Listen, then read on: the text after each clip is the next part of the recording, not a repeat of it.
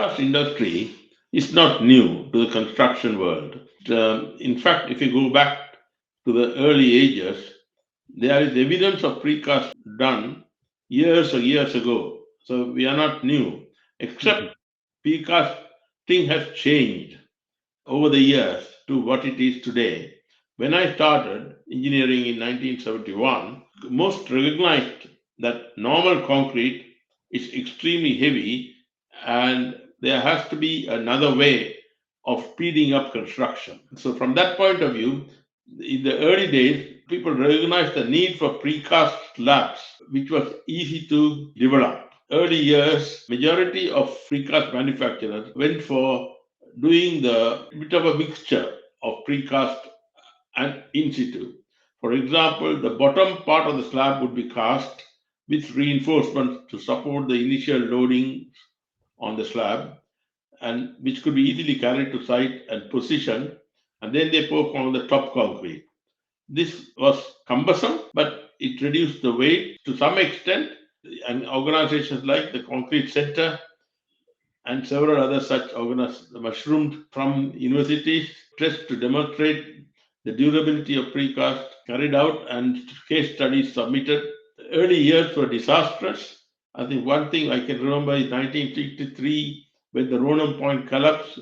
As a consequence of a gas boiler bursting, the entire building collapsed.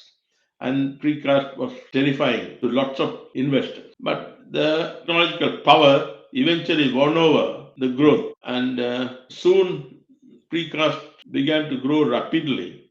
Not only slabs, but the entire majority of the columns, walls were being cast in precast.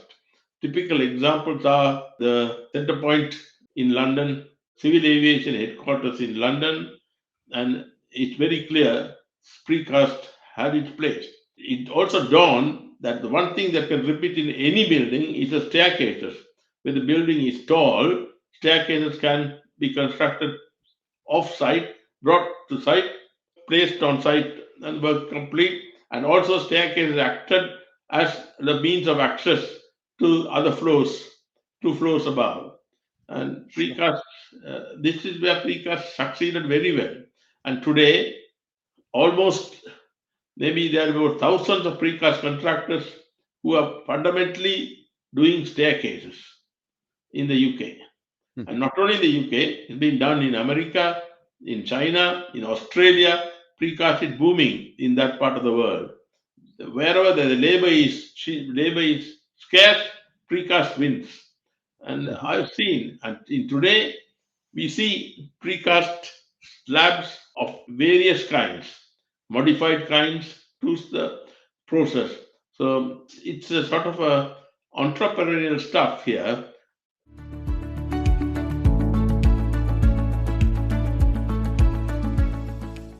Somebody decides, works out the entire process of precast from the beginning to the end and tests it all out. To be successful in helping the precast manufacturers, we need to understand their processes and fit it to their process. By we need to discuss how we can help the manufacturers. Most manufacturers of precast have their in-house design team because they need to have that basic capacity to ensure that the contractors can trust them. So very rarely this aspect of the work is farmed out to subconsultants. But once the process is set up, there are several areas in the process which can be done in back office in anywhere. The consulting engineers in the UK would unlikely to initiate precast when they design the building. They generally design a building using traditional in situ concrete. Then it goes out to tender. When the tender comes out, some contractors, there are some who want to cut through the consultant's design and say to the client, if you give us the opportunity to redesign this project with precast, we will save you this amount of money and this amount of time, and you can get the building, and the building will be available to rent or let much earlier. Some consultants don't like that approach, obviously, because their design is being questioned, and there are others who like it. Again, This is where the industry has grown now. Some contractors, like there are few contractors who want to change everything to precast. Unlike in situ concrete, precast unit can't be broken on site. It's got to fit. And for this reason, there's a good area where we can assist the manufacturers of precast units. It's not mainstream design. It's it's helping the mainstream design. It's making sure the mainstream design is fundamentally coordinated into the construction of into the model. That's an area we like to concentrate. Things have all narrowed down to two fundamental softwares now. One is using Revit, other one is Tekla in the UK. We need to work with manufacturers who are fundamentally using Tekla software. And the process built into that. Tekla also has a production software. Once the drawings are all complete, the software automatically can be automatically dictates how the production will be carried out on site.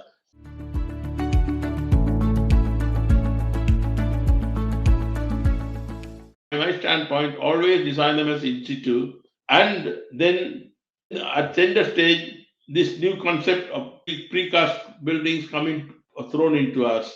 For the reason, the contractor would say the stairs are repeating, floors 5 to 20 are repeating. Why do you want to waste time doing this on in situ?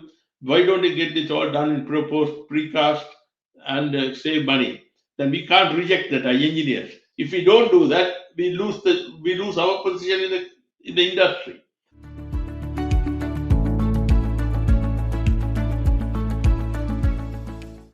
Engineers have to be precise. Any construction involves material, design, and workmanship. Materials have to be of good quality. Materials have to be completely tested to ensure their durability and the strength and fire resistance abilities.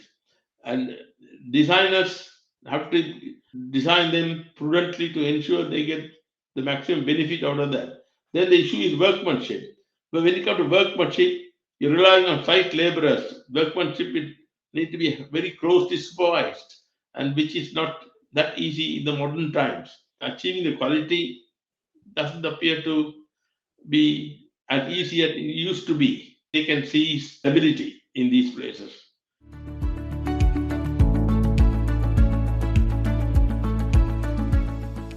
CSI Global have highly experienced engineers and needs to are in a position to advise, help the manufacturers or develop ideas to work out, be helpful, be a part of their process, help them in their thinking process to ensure there's a well-streamed process established.